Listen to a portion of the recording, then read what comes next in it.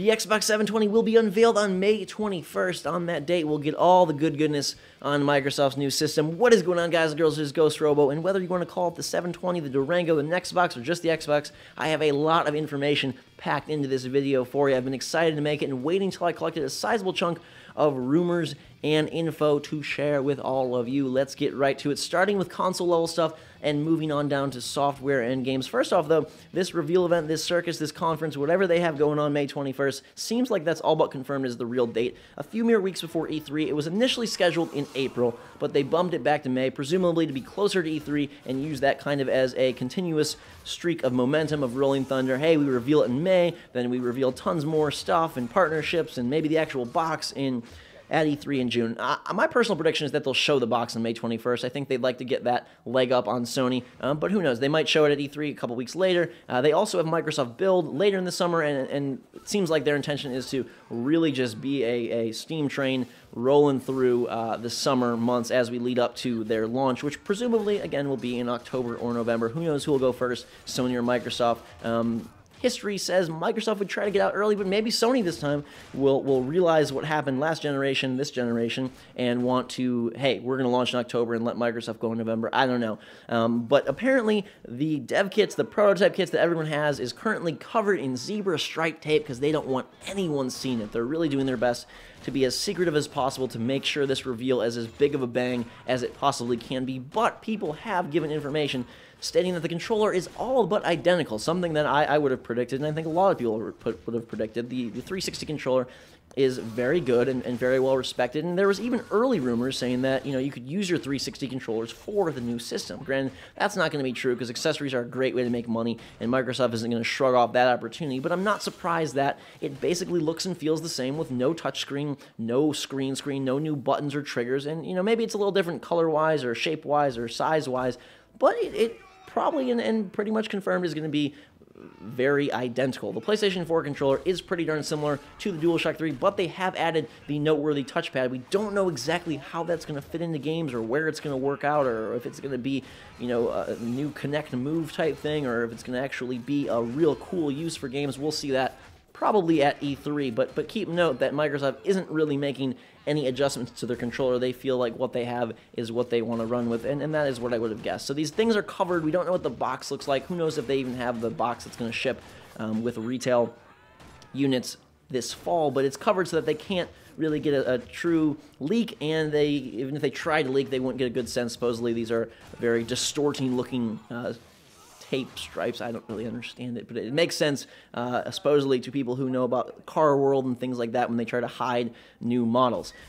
Also, things about this console are that it will not be backwards compatible, which I think most people have keyed in on so far. The current rumor is that they are going to be rebranding and sort of introducing the 360 as well this fall as more of a media hub, a Apple TV competitor that will not have a disk drive. It'll be around 150 bucks, and it will be always online. That is the one that is consistently always online, requires an internet connection to work, just like Apple TV is useless without a Wi-Fi connection. So that is, or a hardwired connection. So that is the one that most people are thinking is the real, like, always online thing. They're saying that this small little Xbox that could be rebranded as just 360 should Microsoft choose to call the new generation just the Xbox.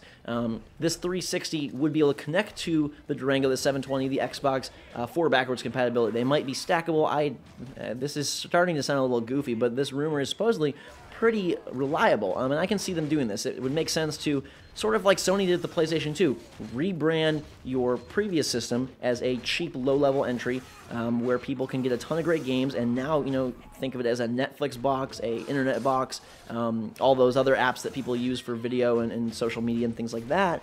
It's a smart decision, and especially when you see a price point of $450 or $500 for these new systems coming into Christmas time and coming into Black Friday, going and picking up a $99 or $149 or $129 Xbox 360 or just 360 would be a pretty lucrative proposition for a lot of people who aren't needing that brand new newness like a lot of us will be. On the software side, supposedly the Durango, the 720, is going to be able to take over your TV similar to Google TV. So it will be able to overlay an interface on your TV and allow you to sort of it will work with the TV in ways to use Connect with the TV, to use the internet with TV, and apparently this does require an internet connection. So I think that the 720, it's not going to be always on in the way that people are worried about, which is that, oh, you have to be online. If you're not online for 3 minutes, it's going to kick you out of the game. It's going to basically shut down. It's going to be useless. I think there will be many aspects of the system that do need an internet connection to function, just like majority of our electronic devices these days.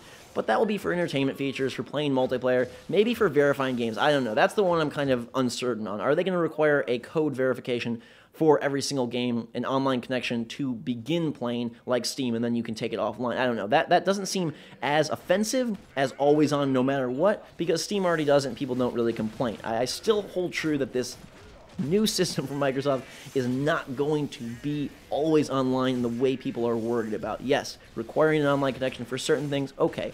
If you want to use all the entertainment features, if you want to do online, blah, blah, blah, I don't think that it's going to need a constant connection. And the rumors are even saying that you can play your local content and used games without an internet connection, no problem. And I think that probably will be true. I don't think Microsoft is so arrogant, so elevated, so stupid that they're going to cut out that part of the market that doesn't want to deal with a 1,000 billion% always online system. And some people argue and say, you know, Ghost, SimCity was always online, and, you know, people were worried that that would turn out bad, and look, it turned out terrible. But that's for a game. That isn't for a system that's going to house hundreds of games. So it's a little bit of a different story. Sure, EA decided, Maxis, we're going to make SimCity always online, blah, blah, blah. That's fine, but that's one individual game. That isn't the product that is going to be the life force, basically, for all publishers and developers for the next 5, 6, 7 years. They're not going to make the 720 that silly. They're just not going to do it. But what they are apparently doing is focusing a lot on Connect. And one of the rumors is that it will be able to detect eye movement in order to pause the television. Now, I think this is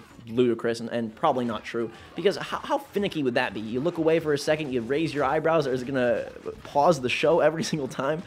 It just seems like it'd be something so hard to work. And as we know from the first Connect, there's a lot of high talk before the thing comes out, as it comes out, people getting excited, and then when it's put into practice for games, it doesn't really work out. Supposedly it's a separate team working on Connect, so that has me excited, because I really don't want Connect integration in every game. I think it's probably coming in most games. I like my game as the controller. I'm perfectly happy to play that way. You know, if there is some way to create a revolutionary experience that can only be had with motion, fine, but I have yet to see that, and I'm not looking for it. So I would love for them to keep Connect as its own thing and not a required partner for everything that the 720 does. But it's got multiple person support. We knew that was coming. More intricate finding of hands and fingers and apparently eyeballs.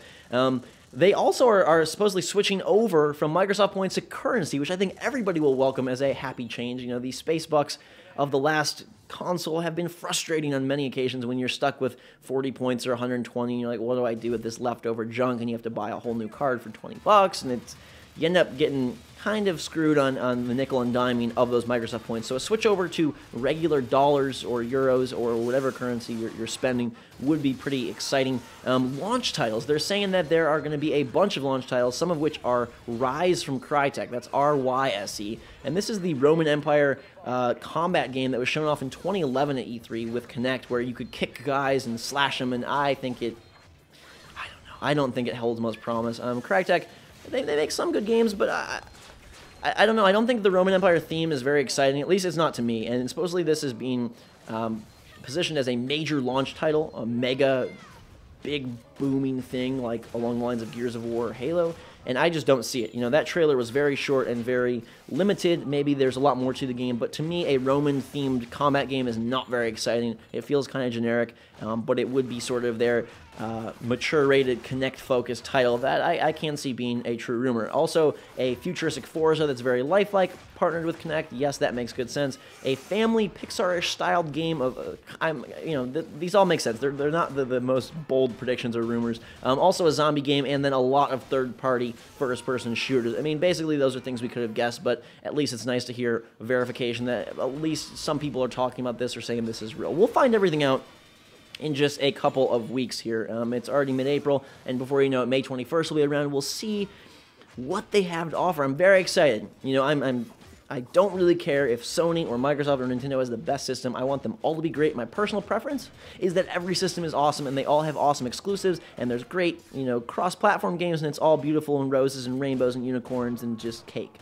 That probably won't be the case. Some will be better than the other, but I have no idea which it's going to be. Sony showed its hand first. Microsoft is poised and ready to deliver their pitch to you guys and to me and to everybody of what they have to offer. And while we kind of already know the specs of the system, we don't know their focus, their intention. It seems like they're going with a media center focused system. Sony kind of took the, hey, we're for gamers, we're for devs, it's easy to develop, we want it to be all about gaming, and that was an interesting approach.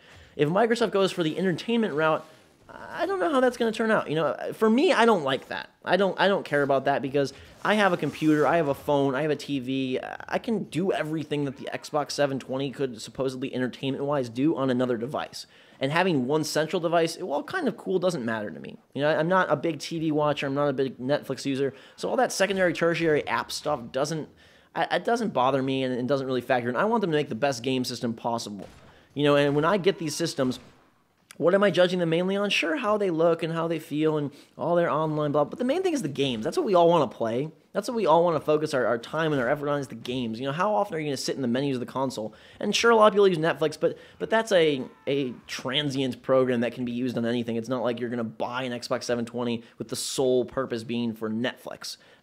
So I focus in on what games do you have to offer, how does your console, interact with me. How do we play the games, me and the console, me and the online? Sure, their online matters when it comes to games. Everybody's going to have Netflix. Everybody's going to have an internet browser. Everybody's going to have Facebook and Twitter integration, blah, blah, blah, blah, blah. So it'll be really interesting to see how Microsoft positions this thing. Is it a gamer system for gamers? Is it the family living room entertainment solution of the end-all, be-all for your hub? I don't know. I'm leaning towards them going with this entertainment family approach. I would like to see them make a more hardcore gamer push. We'll find out, though. In late May, I will be bringing you all sorts of coverage of that event and of E3 when I travel to Los Angeles in early June. Cannot wait for those things to happen. Till that time, though, guys and girls, let me know what you think in the comments below. Are you excited by these rumors? Which do you think are real? I venture to say that majority of these at this stage in the game are real. This seemed to be a pretty credible and reasonable set of information, and I wouldn't doubt if all of it is true. The system is going to be based on Windows 8. That's something I didn't mention, but I think everybody kind of expected that, so it wasn't a major talking point for me here. What was your major talking point, though? What did you think is the best rumor? The one you're most excited about? The one you think seems the most shady or shaky? And are you pumped for the 720 reveal on May 21st? Let me know in the comments below. Till next time, guys, it was a fantastic day. Thank you so much for watching. Hit that like button if you enjoyed, and we will see you all later.